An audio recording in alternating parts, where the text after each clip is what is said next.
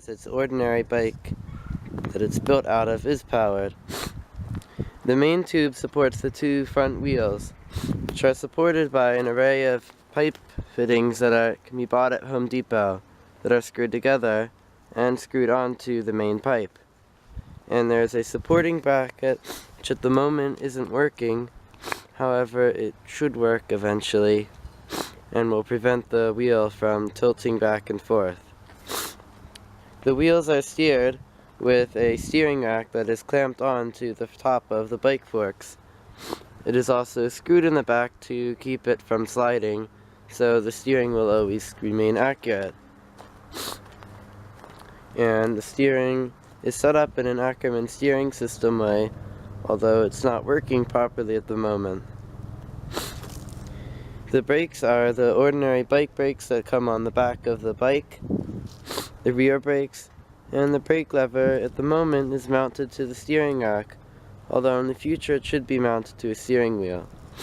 You can actually see the holes for the steering wheel mount right here, but I do not have that installed at the moment. In addition to that, the two shifters are installed on either side, and they are just sitting on top of these nuts. They're not actually secured down at the moment.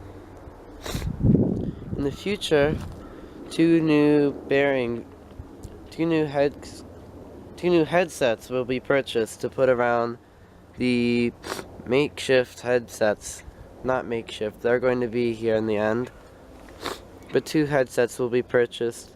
For one reason, it's the easiest way to get it to work, and for the other reason being that the original ones on this bike happen to break. There should be more supports in the end, because at the moment this thing is as flimsy as imaginable, and it'll easily fall over.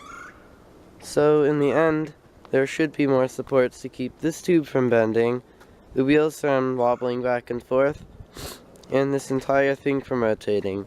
At the moment, this screw right here, which goes through the headset all the way and to the bottom of the main tube, it's held on by a screw, and it is prevented from rotating just based on friction.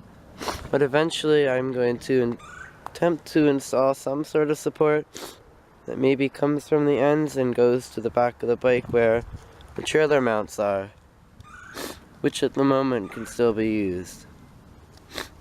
When the DReaM is complete, there should be two seats installed, one on either side of the wheel, except to maintain a shorter roof.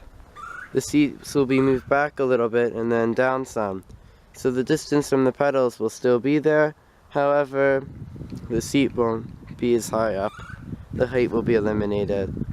And to make the pedaling work for two different people, the pedals are going to have some system of metal clamped to the ends.